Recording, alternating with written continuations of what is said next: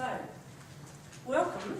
I'm Joan Corbett, and this is a public health lecture, and we're very lucky to have with us today Pat Anderson. Pat is a visiting professorial fellow at the University of Canberra for a short period, and we're very lucky to have her. For me, it's an extra pleasure. We worked together many years ago, and in the 1980s, so quite really a long time, and it's a great treat to work with Pat again. Just quickly, I'd like to acknowledge that we are on Ngunnawal country and pay my respects to the elders past and present. It's something that we don't do every lecture, but we do it today in acknowledgement that what we're talking about is really important Aboriginal issues. Okay, I'm handing over to Pat. If you have questions, please ask. There'll be some time for questions at the end, and we also hope Pat can join this group for a tutorial discussion following the lecture. Okay, over to you, Pat, and thank you very much. No, thanks, Joan. And good afternoon, everybody. We'll just have the first slide, please. This is what I'm going to talk about today, just a few points. I'm not going to dwell on statistics or the burden of chronic diseases. I know other people lecture you on that, and you know, I take it that you're up to date with a lot of that.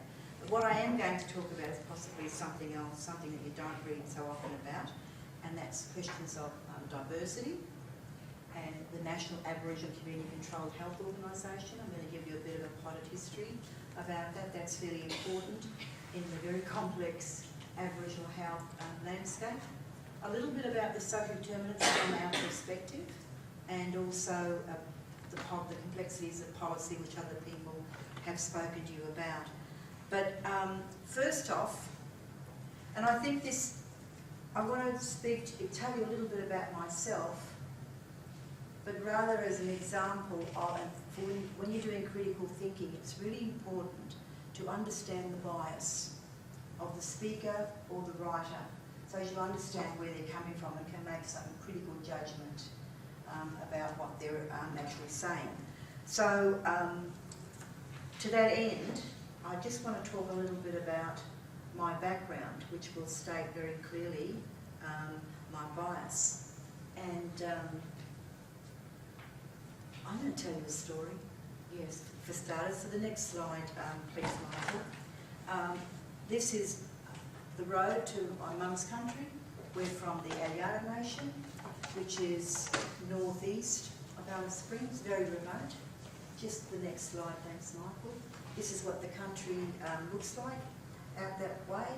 My mother, with the closest town, is an excision of a pastoral lease called Alparula. It's a fairly large community, an Aboriginal community, 400 or 500 people.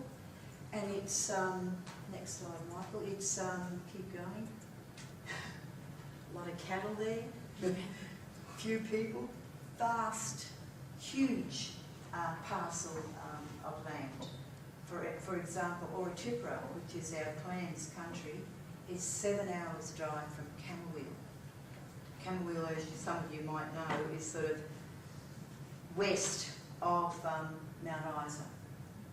That's pretty remote in itself. So this is a really remote country that I come from. And my family still live on our traditional lands, hundreds of them. My mother, unfortunately, was part of, which you probably know all about, the stolen generation. She was stolen from her lands and her family. We figure about in the 1920s, and taken to Darwin on horseback, up to Borroloola, and then by boat across the top of the continent to Darwin. And she was incarcerated there in a place called Carlin Compound. This was in the 1920s. And that, we just celebrated 100 years earlier this year of the life of Carlin Compound, and the people who used to, were also incarcerated there. And you will know, of course, about the apology that Kevin Rudd made. It was to apologise to all those families and all those people. A lot of them are dead, like my mother. That group are gone, but there will still remain lots of families with the legacy of the stolen generations. And in the health area and the emotional social wellbeing area, the legacy of that kind of history is still has a profound effect on people's sense of who they are and well-being and identity and culture and all of those sorts of things. So people are still trying to find somehow or other their way back. For us, we're one of the lucky families because we know. My mother was old enough to know where she came from. And we keep in close contact. Our story is not extraordinary, it's very ordinary.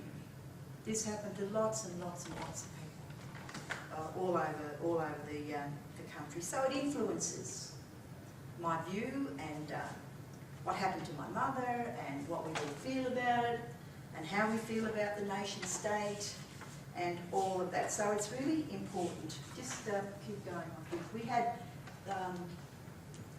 that's some of my family.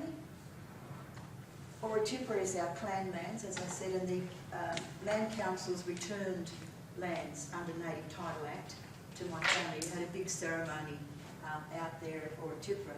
And what the land councils and the court system does is that they have this like travelling roadshow complete with judge and robes and furniture and everything, and actually go to these really remote locations like I've just showed you and actually hold a very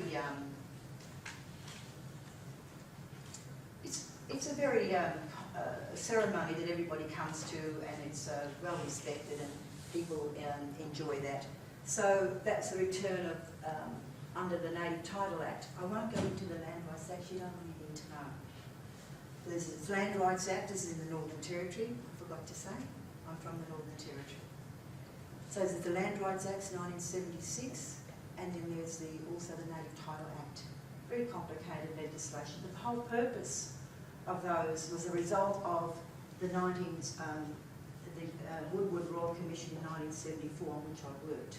I was a young secretary then, and I worked with the judges and the traditional owners to map out all of the country, which country belongs to who.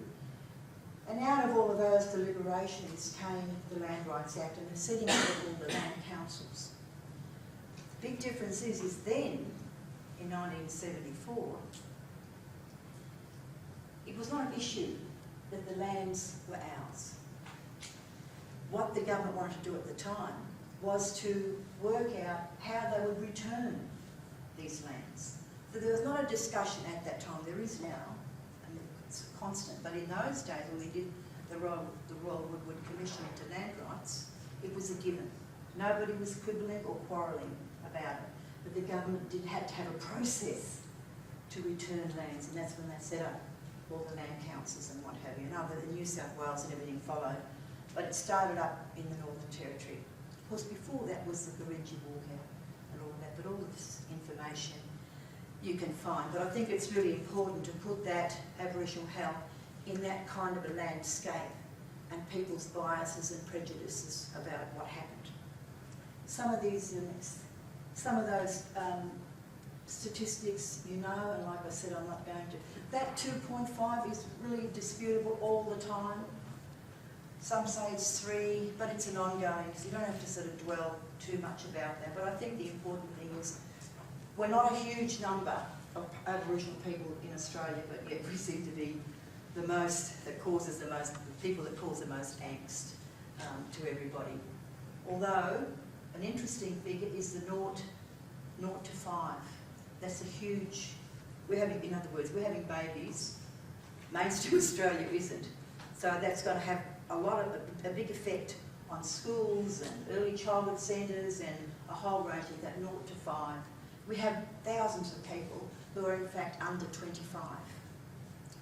So we better start getting some of this right about now.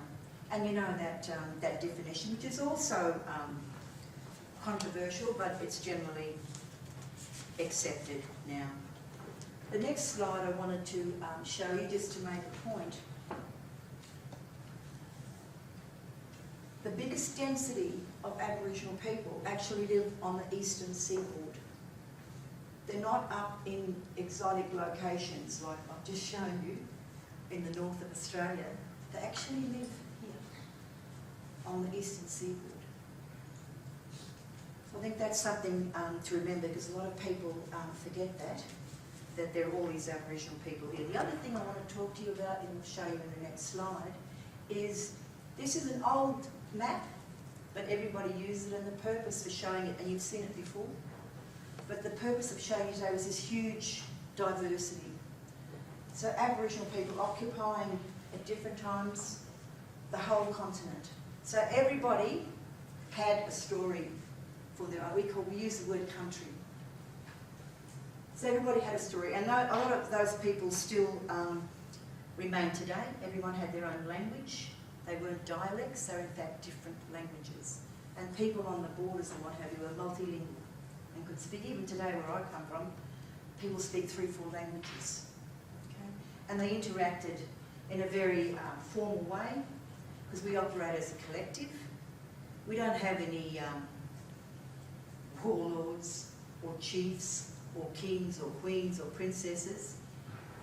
If you wanted to draw our political structure, if you like, you'd have to draw a circle, because there are different people who are charged with different responsibility, and they earn status through their commitment and who they are in the world and how they honour their obligations to the whole. So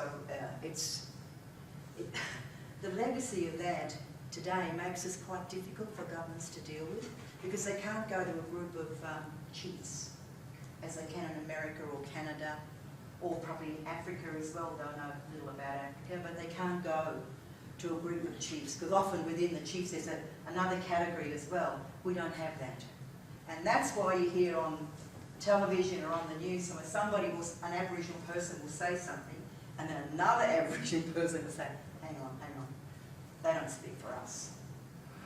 And that's where that comes from, because of this autonomous nations of each of these different people. So it's really hard for us to organise nationally. We're getting a lot better at it. And we have been doing it consciously for a long time now, but it is always very difficult, and this, I think, is the root cause of that. Not because we're lazy or disorganised or uneducated or undisciplined. It's rather this kind of political structure and this huge diversity, which still exists today. So people interacted though. There was intermarriages, and with those intermarriages came responsibilities and obligations, and it was a very delicate dance. The reason for all that is to keep everything harmonious, so there wasn't too much conflict, because if there's conflict, the whole can't operate properly. So you can't put your head up either. You have to stay pretty much as part of the group. The next slide. I just wanted to remind them, because sometimes Australians get very blasé as well about our size, but we're huge. We are a huge continent. I just wanted to show you that. You may have seen that before from Raglan, but I just wanted to make the point again that it's quite difficult to organise in these sorts of places where you've got a huge landmass that's often sparsely populated, apart from that eastern seaboard. So the next slide, I made that point again because, governments, it's very easy for them to say, a lot of decision makers, some, that Aboriginal people live up in the north, or out of sight, out of mind, whereas in fact most Aboriginal people live on the eastern seaboard and are, like the rest of Australia, urbanised. It's only a small minority that live in those remote locations. So just kind of keep that in mind. There's a whole, which I don't want to go into now, but there's a whole lot of language that's used around that, where people live and how they're spatially located. But I just wanted to make that point again.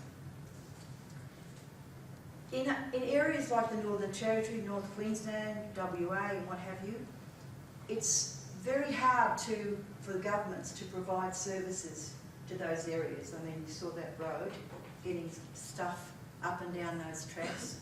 And where I come from in the Northern Territory, you can't drive on them anyhow.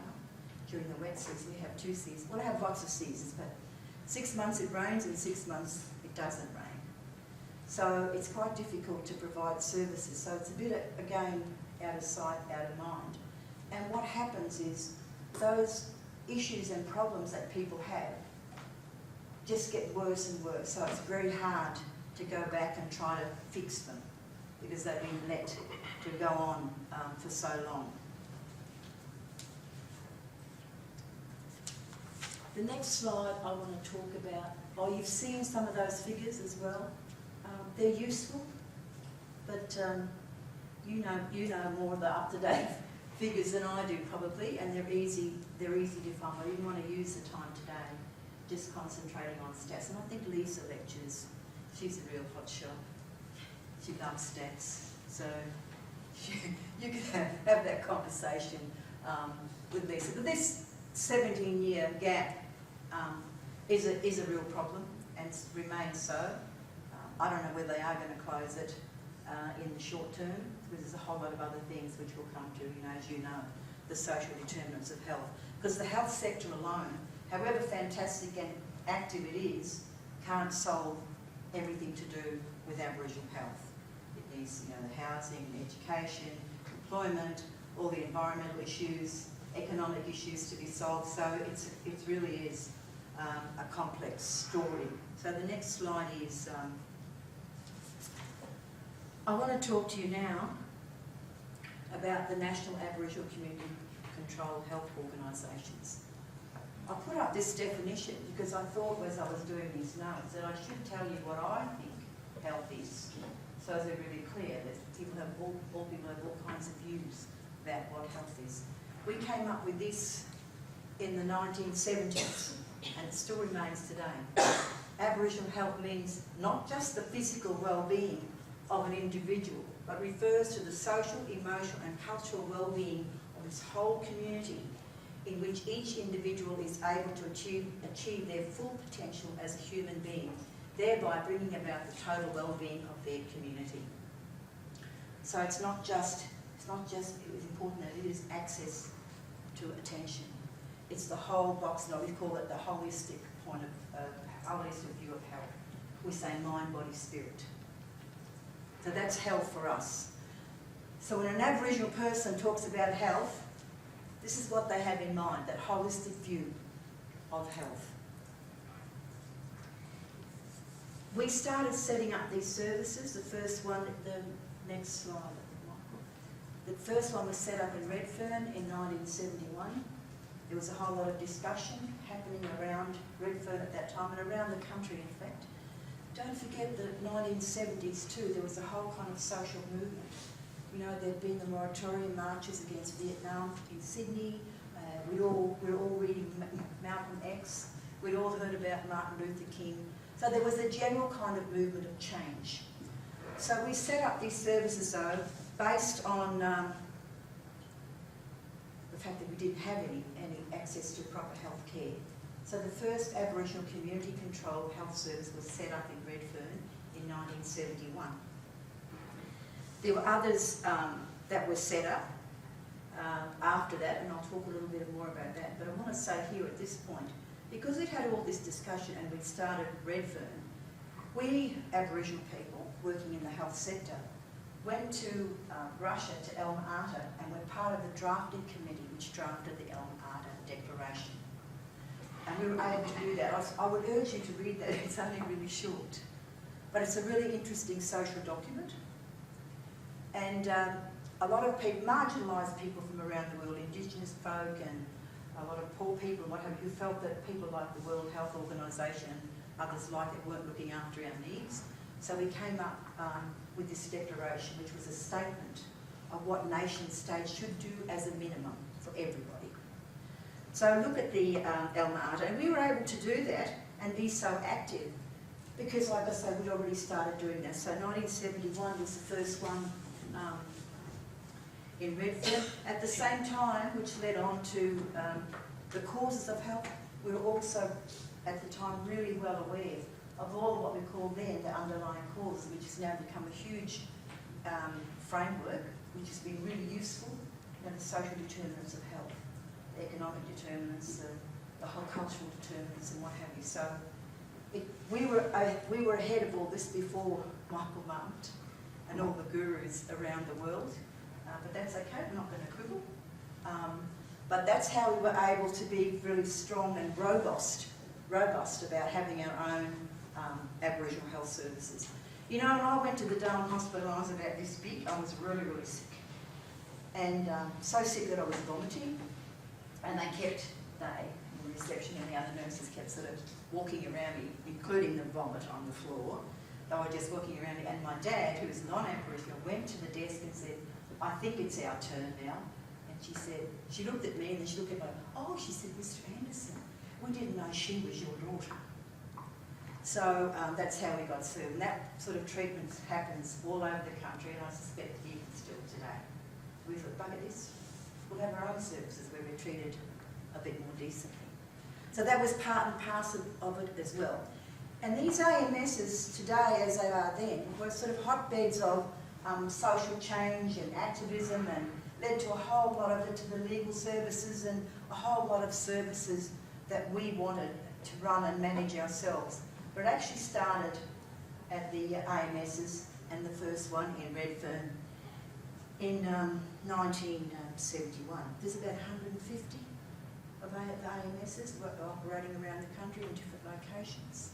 There are also whole government clinics, as you know. But these AMSs, or Aboriginal Health Services, the characteristics of them is that they're community control, which mean their boards and what have you, the decision makers of the organisation, are the local people in that town or that community. So they have AGMs, they have a constitution, they have local Aboriginal people on the board. And we started, but then we employed a whole lot of professional staff and paraprofessional staff, but under the control, there always is an Aboriginal CEO. So the doctors don't run our services, we run them. They work for us. In fact, in the service that I ran in Darwin, Danladilba, we had a policy of, we have in the Northern Territory a whole category of workers called Aboriginal health workers. These are paraprofessionals. They have indemnity and they're under an act of Parliament and what have you. So they can do everything except write scripts. So when you come to Danladilba, come in, get your file out, the file is taken to an Aboriginal health worker. So you're in the room with the health worker, she does the consultation and does all your observations, what you're here for, blah, blah, blah. They have a discussion, and the health worker has the clinic as the room. The health worker then decides whether to go and get the doctor or not. But then she'll go to the doctor, take the patient's file and put it in a tray. All the doctors were sitting in one little room themselves, and the first available will take the file and then go with the health worker into the consultation room. So instead of the one-to-one, you've actually got three people. You have the patient, the Aboriginal health worker and the doctor. So that's what happens in a lot of AMS, especially in the Northern Territory, because at that time it was really difficult. There's the whole debate about whether we have enough doctors and we need more, or do we have enough doctors but they're all clinging to the eastern seaboard? But we don't need to get into that, but that's also a question. But it was always difficult. I mean, who wants to go to Alpha Ulam? You're a doctor with 2 or 3 kids and you've got a wife. What are they going to do? So, it's a bit of a conundrum. But some do. The registrars, for instance, they come and they stay. I know lots of doctors who came as young men and never went home. They go and visit their parents, Christmas holidays and what have you, found wives up there and married and what have you. So that's an offshoot of the RACGP training program. But these services are very robust, they're very strong, some of them are very big. Central Australian Aboriginal Congress, for instance, in Alice Springs, they got over 130 staff. So they service not only the town, Alice Springs, and all the town camps, but also some of the outlying smaller communities right up to Wurundjeri, which is just outside of Uluru. So they service the whole region as well as the towns. And the other common criteria is that we also provide comprehensive primary health care. We made that decision in the 1970s to provide those care. So that's your basic formula. But then there's all the add-ons, like we're strong, we've got lots of mothers and babies programs, we've got men's health, we've got women's health, we do youth programs, we do stuff around youth suicides, we do a little bit in the prisons, but governments don't like us going in there. We were having a quarrel with them about that. So there's a whole lot of it. The basic is quality, comprehensive primary health care. And it's really hard to get governments even today to understand that if you spend down that end, you can spend less at the expense of hospitalisation and chronic disease and managing kidney failure, and we're saying we have to do that as well. But if you make a big investment here, and even that early childhood, before the baby's born, people say, mums and baby programs, but they are two separate things. There's antenatal care, there's the maternal health, and there's the baby. They're two separate things. They don't necessarily all go together. That's a bit hard for people to understand, but if that baby isn't born at good weight and hasn't been exposed to violence or alcoholism, you're doomed before you've got no chance. You can have the best programs in the world. You have a million AMSs, but you're not going to fix that baby.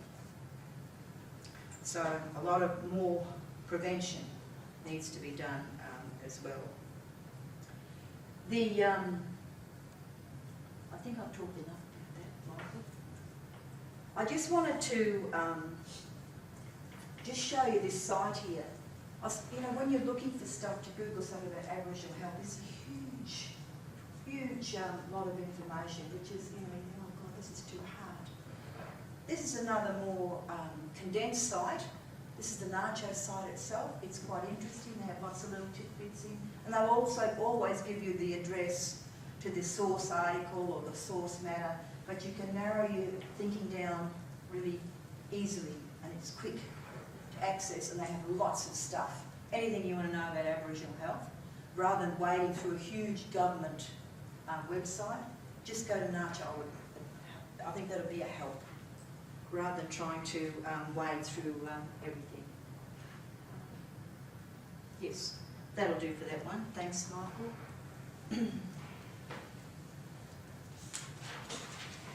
I just want to read you, this is from 2005.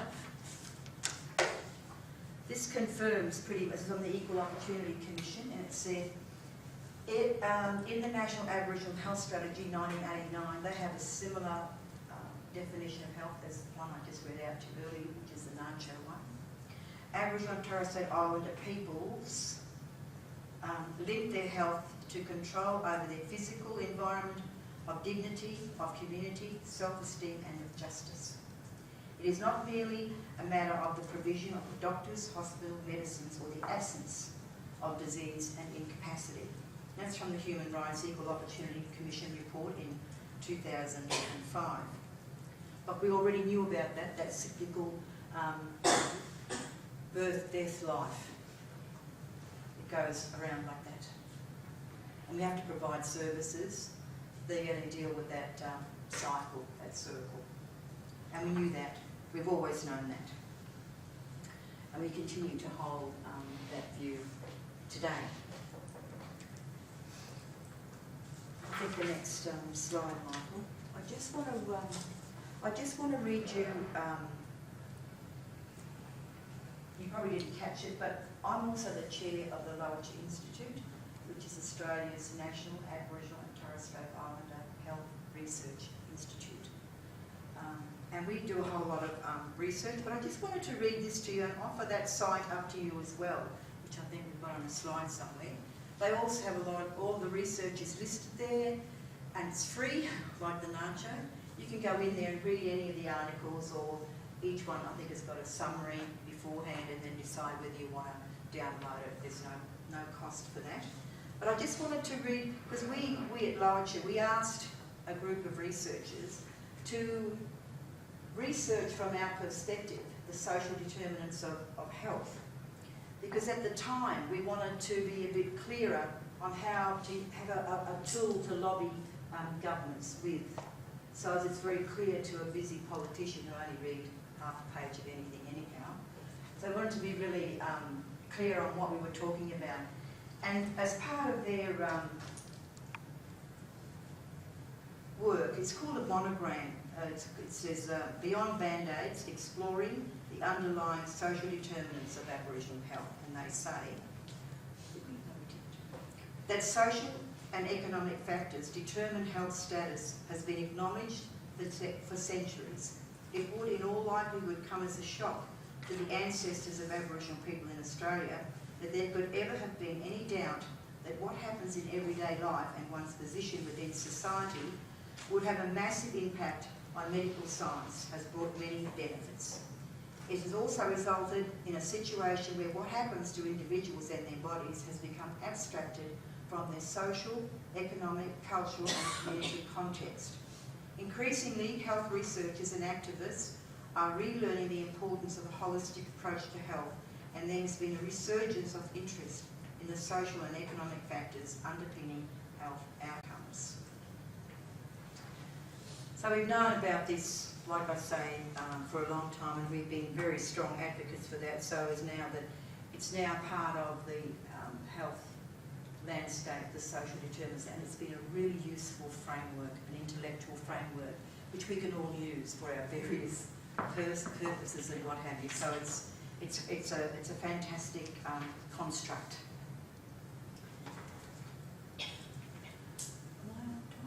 Yeah, you're doing well. Another 10 minutes. Oh, good. Mainstreaming. There's a whole big story there, taking the responsibility from ANZSEC, returning to the government. There's been some increases there, and a lot of increases in terms of the money that was allocated to Aboriginal health. There's quite a healthy budget now. In 1995, do people know what ANZSEC is? The Aboriginal and Torres Strait Islander Commission. What's the I? Yes, Islander Commission.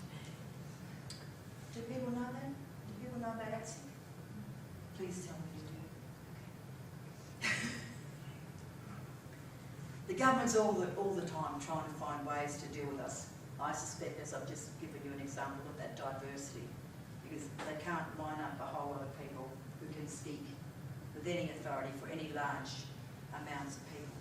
So we set up, Jerry Hand, the Minister for Aboriginal Affairs at the time, set up the commission. And it was an elected body of Aboriginal people from all over Australia. So we had little local councils. Then those councils in that whole area elected who was called a commissioner, who would be the voice for that whole area, who would sit on ANZSEC itself as a board member and speak for a whole lot of things. They were expected to be experts on everything.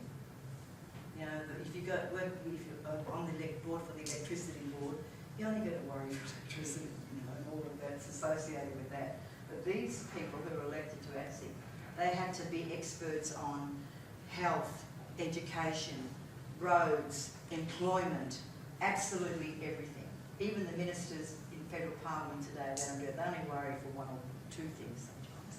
They don't have to know experts. So that was, I think that was a big flaw, one of the big flaws with ANZSEC, because they were under tremendous pressure. Anyhow, the government disbanded them. Just said, we're not going to have ANZSEC. There's a whole story there. There were some problems with the chairperson, and there was all kinds of politics involved. So it was, I think it was convenient at the time not to have ANZSEC. So ANZSEC doesn't exist anymore. But with the change, with the responsibility which happened before they got rid of ANZSEC, back to the Commonwealth, which was controversial then, as it is for some people today. We were subsisting, if you like, over at ANZSEC, metaphorically, in the demountable, and we had a budget of about 25 billion. So a group of us lobbied to take Aboriginal health off ANZSEC. There was many Aboriginal people, including myself, to take it off ANZSEC and return it to the huge Commonwealth Department of Health, it was called then. The reason for doing that is so as we could have access not only to the specially dedicated funds for Aboriginal health, but access to all the money that was across the big Department of Health, you know, mental health, environmental health. There was also doctors get plenty of money. There was heaps of stuff which we were excluded from because we were over in ANZSEC. So we made the decision to return Aboriginal health to the Commonwealth. But at the time, we also knew this is such a huge, but we needed some agent within this huge department who was going to just worry for Aboriginal health. So we said, okay, let's set up the Office for Aboriginal and Torres Strait Islander Health Services. They soon dropped the S, but that's okay. So now we have this. Now it's no longer there with the new lot coming in, but that was their job, to be the voice for Aboriginal health within that huge department, to be advocates not only for increasing that budget, but also advocating for Aboriginal health across all of the services and all of the money that huge department had, so we could get a part of them. Increase the dedicated monies, but also have access to the existing funds that the government was already funding the department for. So that's what that story is in the first. And they did give us a lot of money. I forget, sorry, what the budget is now, but it's huge compared to 25 million. And, you know, those poor people having to worry about Aboriginal health, because we said at the time Aboriginal health shouldn't be just, you know, an Aboriginal issue. It should be of concern to the nation state. And it's kind of stayed there. We still quarrel about it. And that's the address for the larger stuff. And I think, quickly, just once again, the next slide, please, Michael. Don't get all of these policies come and go, and most of them don't take them up, but sometimes they linger around. So it's just once again to demonstrate to you that this Aboriginal health landscape is littered with all kinds of reports. You know, the deaths in custody report, and that NARS 1989, which if they'd have done NARS, it maybe wouldn't be in such a mess now. So just to, and you've seen this slide before, I just wanted to tell you that this is a complex. If you're confused by Aboriginal health, it is confusing. But so try to narrow it down, look at aspects of it rather than trying to take a huge bite, because you're going to choke. And that's why you're going to choke. So just take aspects of it and just be aware of what's happening. And I would ask you to pay attention to who's saying what and to whom and why. You know, that bias again. I think if you want to be critical thinkers, I think it's really important, not just in Aboriginal, but in everything. Who is this person? Why are they saying this? Where do they come from? To help, to assist with that more critical thinking of what you're reading and understanding. So, there's still a lot to be done. The next slide, please, Michael. There's still a lot to be done. It's one of the more interesting places to be, I have to say. But it's fraught. The policies are complex and messy. And as a result of much of the work that we all did in the 1970s, what we have now is a 2 or 3 generations of Aboriginal and Torres Strait Islander people who are really savvy about Aboriginal health. We don't have any problem finding Aboriginal CEOs to run our organisations. And these days too, when we set up Lodge 17 years ago, there were only 2 Aboriginal researchers in the country. There was Professor Ian Anderson and Professor Marcia Langton. These days we have a whole 2 or 3 cohorts of researchers. We have Aboriginal and Torres Strait Islander doctors, nurses, midwives, podiatrists, dentists, physiotherapists, not a lot podiatrists, but barristers, a whole range of people, which 17 years ago we didn't have. So that whole, it's a organic whole, ever moving and changing all the time. But there's still a lot of work to do. That 17-year gap between the new is still there. I don't know. So there's still heaps to do. But all the best with your studies, and thank you for listening. And of course, I'm available for any questions, and I'm happy to help.